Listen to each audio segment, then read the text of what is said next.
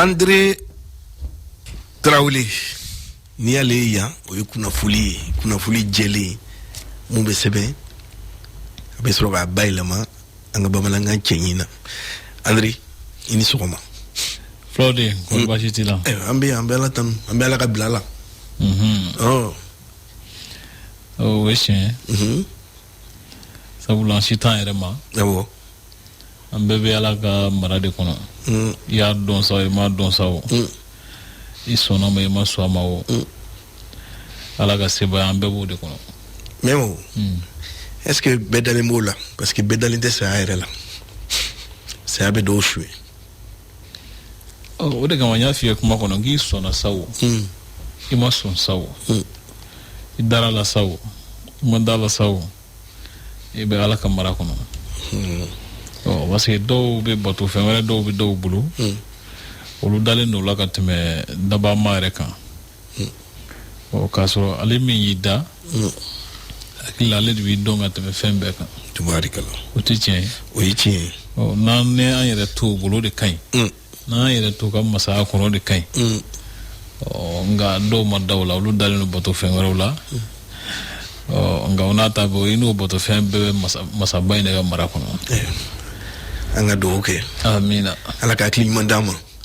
Ne ko bamananw b'a fɔ André ko wo ani dingɛ olu danfara jumɛn b'olu ni ɲɔgɔn cɛ bamanankan na? Danfara b'olu ni ɲɔgɔn cɛ. Wo bɛ tigɛ fɛn jɔlen de la. Yeli bɛ se ka k'o fɛ. I n'a fɔ koko. Awɔ. Koko wala yiri. N'i ye wo tigɛ o la i bɛ se ka yeli k'o fɛ. O ye wo ye. Awɔ. Nka dingɛ o ye dugukolo ye. Dingɛ. An ka dingɛ sen. O ye dugukolo de ye. O ye dugukolo ye. Mais i t'a mɛn k'a fɔ ko an ka wo sen. Dugukolo la. Ayiwa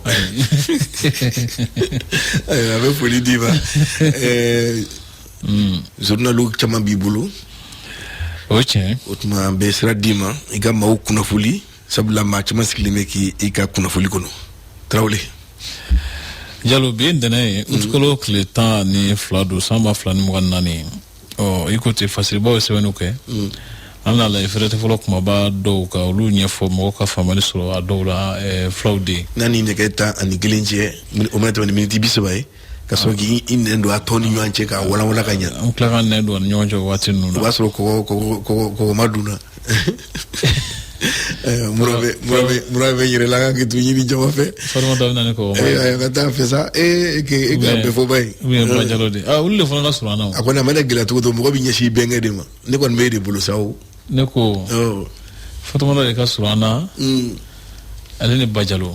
Ayiwa ne kɔni bɛ mun f'i ye. Bunadamaden i ka ko bɛ kalifa b'i bɛnkɛ de la ne bɛ e kɔ. I b'a lajɛ sa de. Komi n'a bɛ ɲɛ don min na n bɛnkɛ b'i kɔ. Komi Mani fana y'i bɛnkɛ ye. I tɛ taa Mani fɛ ale ka surun. A mana kɛ cogo ale ka surun. Ne kɔni b'aw kɔ. Comme ça Ba Jalo na jɛgɛ wusunaji ɲuman dɔ dilan ka d'i ma ye. Tubarikala ka furutu k'a la. Nka e de tɛ bɛn n'i ka ɲɛnama ye. A bɛ ɲa sa a bɛ ɲa. Kami a ɲɛma de tɔn filɛ o y'a sɔrɔ aw de ma sira jɛlen di yan. Ayiwa bisimila. Les Échos. Ale kumana. A ko Mali ye Suède lasigiden gɛn ka bɔ an ka jamana kɔnɔ.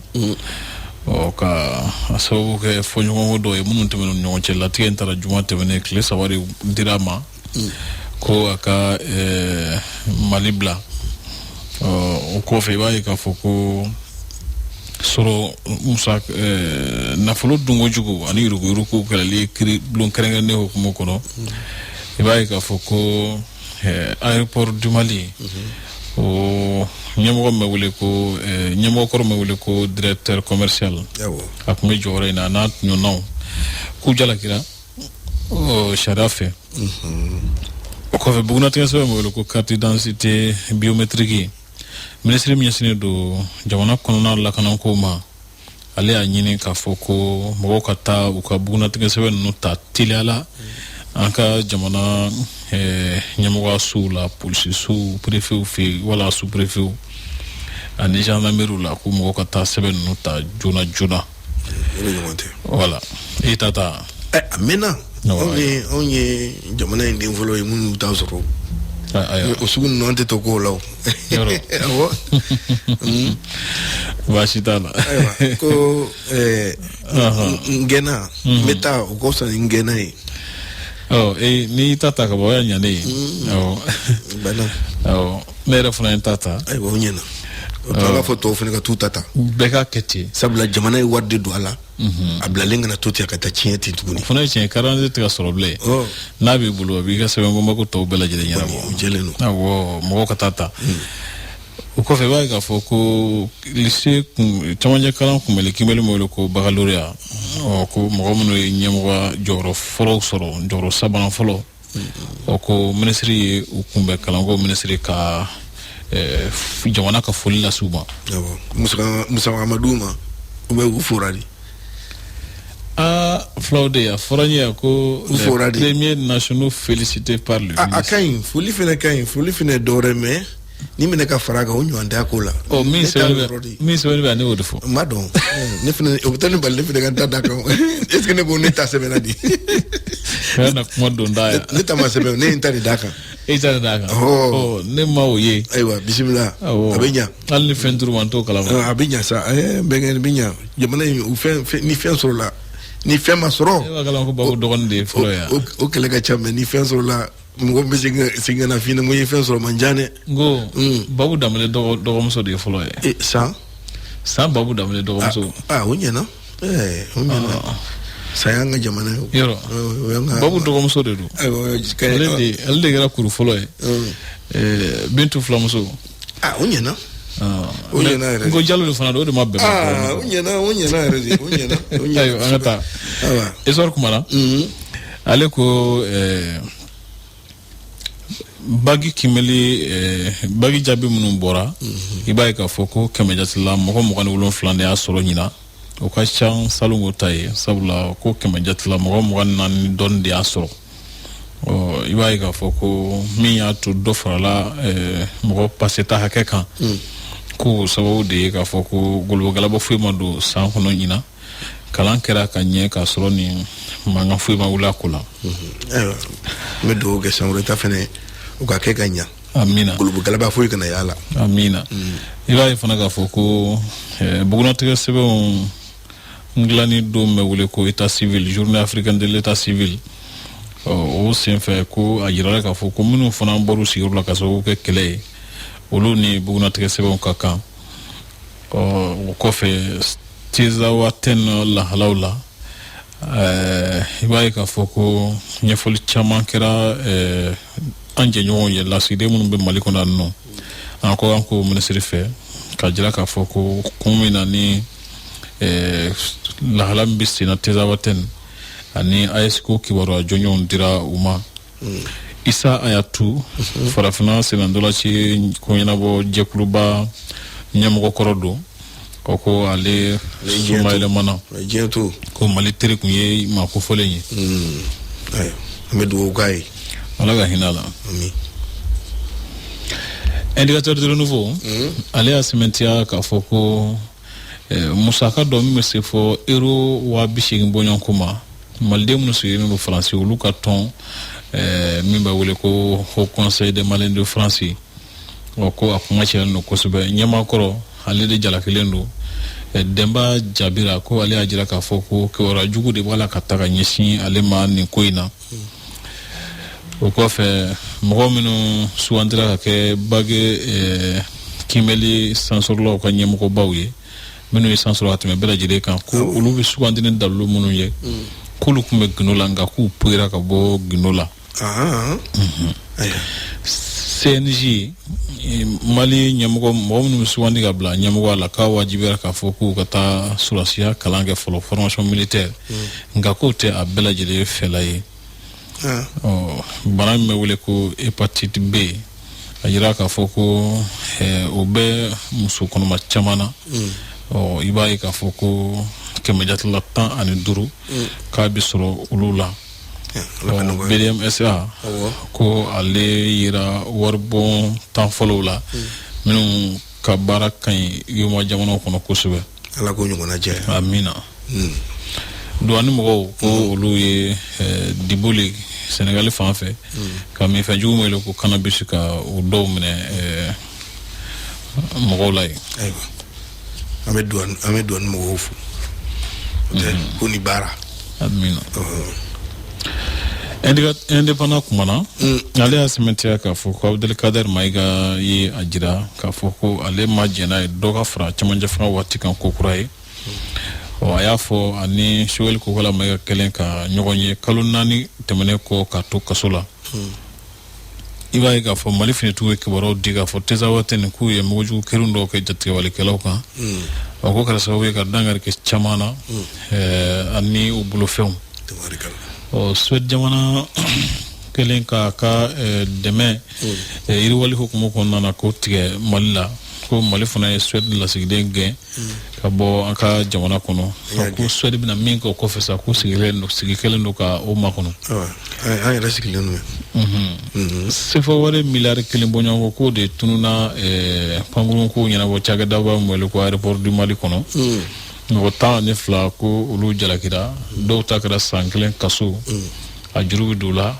ko do fana takra santan kaso o e ka fo ko abisa ko se bla furu ba baro era fana ko senfe usa ko tuyer la santan kono ko la tirate sharafe ala ka jisuma ga furu ay amina loba le ya sementia ka fo ko teza wateni kele femu numbo jukoro ni yekele mi wajibiran kan o kwa jukorola dugu makon nu dibi kacha munu tifo dibi ko munu be no ka kuma kale no ludo ka yalno iba ka fo ko swed la sigden kale kon ngena ka bo malikono flaude semen chena fona ka fo ko Ukraine jamana ale nana bi malikon kan ka so ama mi ama bo ama suma kele tikana fu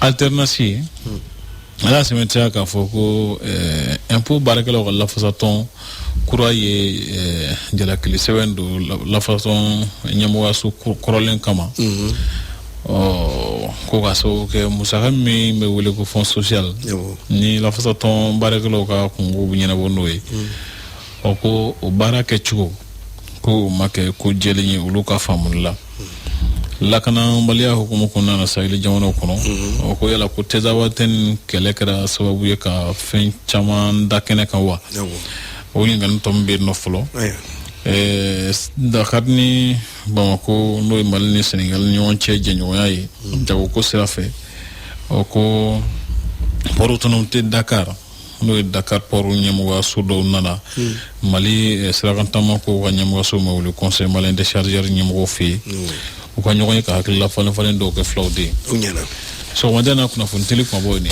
aywa ambifu ikabara nyumana note yani boro ka jam ni barana aket kote ani barare kanunte idon mesirala iko nga suru matena kama amaja idon mesirala mama fuko alaka claire amina traulé indiche. Bonjour à toutes et à tous, bienvenue dans ces premiers flashs de la matinée. Il est 9h dans le studio Djilibaba à Sissoko.